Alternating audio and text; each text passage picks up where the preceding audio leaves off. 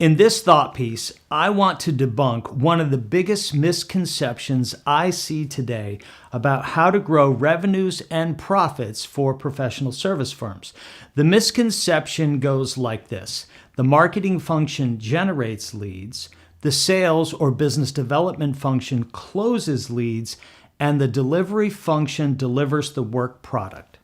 This is a classic assumption about how these teams work together to produce meaningful growth. But it's dead wrong. It doesn't work. I call this model the triple flip. In other words, marketing generates a lead and flips it over the wall to sales. Sales closes a deal and flips it over the wall to the delivery team. And the delivery team looks at the deal, realizes that it's going to be incredibly painful to deliver against it, and then flips off sales and marketing. That's the triple flip. It is a recipe for failure. There's a much better way of handling these three functions. What I'm about to describe will produce the triple win, not the triple flip. When you align marketing, sales, and delivery around two key things, the promise and the equation, everyone wins. Service firms who create this alignment grow by leaps and bounds. Let me show you how to do this.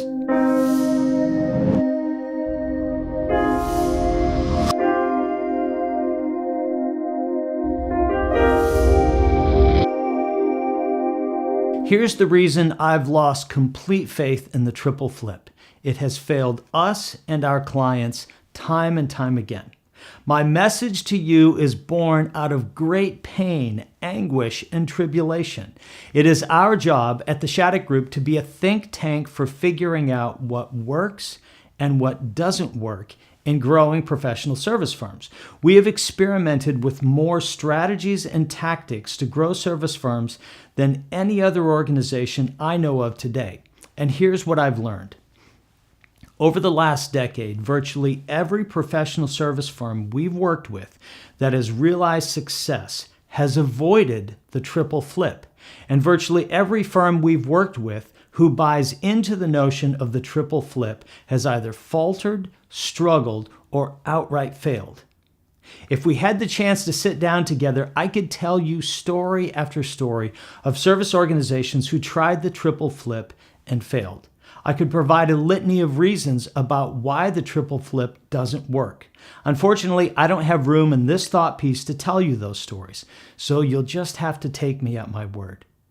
The reason the triple flip doesn't work is because, by default, it cannot produce the win-win-win outcomes that I described in my first thought piece on this topic, where the client wins, the salesperson wins, and the delivery team wins. The triple win accelerates growth, and the triple flip stalls or eliminates growth. The triple flip produces lose-win-lose outcomes. So, if you want to grow your service firm, start with the assumption that you cannot simply generate leads, flip them to sales who closes them, and then flips them to delivery. You'll notice that I've been talking about three teams: marketing, sales, or business development, and delivery. Here is why I focus on these three teams. These three, more than any other function, have the greatest ability to impact growth for professional service firms. Now, I provide more details about how to assess the efficacy of these three teams in an action guide I've developed called 7 Steps to Double Service Firm Revenue. This free guide is a great resource if you want to double your revenues. To consistently close deals and produce win-win-wins, you need 100% alignment around the promise and the equation among these three teams. In many instances, especially in smaller firms, these may not be separate teams. People will likely wear more than one hat. But to grow, you have to have a clear delineation of responsibilities so the work can get done consistently and at a very high level. The nature of selling professional services is promise. After all, services are intangibles. So the question you have to ask yourself is this: What does it take for a prospect to gain enough confidence to move through those locks I described, to sign an agreement with your firm and begin to pay you, especially when they will get nothing tangible in return for their money? Why should they do this? In our experience, prospects really don't buy products or services. They buy a promise, a vision really, of outcomes that you can produce for them. So this raises another crucial question. What promises are you making to prospects before they become your client? Maybe more important than this, however, is an even more challenging question. What promises are your marketing, sales, and delivery teams making to prospects as they move along their inbound journey? Well, here's why this question matters.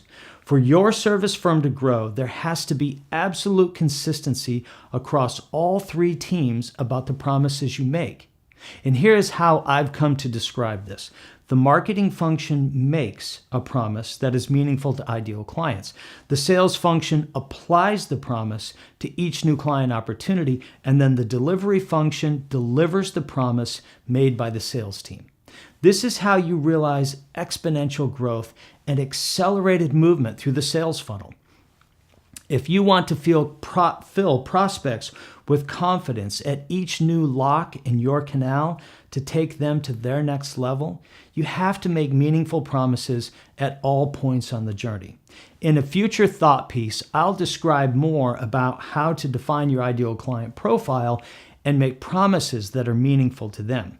The other important thing to note here is that you simply cannot make the promise. You also have to back it up with proof statements like case studies and testimonials. If your organization is struggling with low close rates or with deals that seem to take forever to close, I would wager that you have a promise problem. To fix this, you need to take 3 key steps. 1, build your ideal client profile and get clarity about their top goals, opportunities, and challenges. 2, articulate a promise that speaks to your ideal clients' top goals and make sure you can back it up with proof statements. And then 3, align your marketing, sales, and delivery teams around that promise so everyone is on the same page and singing the same song. The second key area to create alignment between marketing, sales, and delivery teams is what I call the equation. I articulate the equation for service firms by asking a few questions. Who is our ideal clients? How many ideal clients do we serve today? How many ideal clients are out there today that we could be serving? What is the delta between the number of clients we're serving today versus the number of prospective clients who are out there? How many ideal clients do we need to achieve our revenue goals? And what is our strategy to pull that number of ideal clients into serious sales dialogue? And how can we be confident in that strategy and refine it over time? That's the equation. Let me give you a specific example of how the equation works. Let's assume an IT consulting firm has identified credit unions in the U.S. with more than 2 branches as their ideal client. This IT consulting firm wants to offer monthly managed services to decrease the cost of IT and increase security, performance, and reliability. What might the equation look like for this firm? Well, let's assume that they're serving 35 credit unions today. Let's also assume that of the 6,400 credit unions in the U.S., only about 2,500 have 2 or more branches. This makes the delta between clients served and potential new clients 2,465 prospects. Let's also assume that the management of the IT consulting firm has set a goal of serving 100 credit unions. If they achieve this, they will more than double their revenue and position for a very attractive liquidity event. This means that the firm needs to acquire 65 new credit union clients. See how clear that is? Once the equation becomes clear, it can be quickly translated into a goal. Acquire 65 new clients. Once the goal is clear, then the leaders of the marketing, sales, and delivery teams can begin to work together collaboratively to build their strategies to acquire and serve these clients.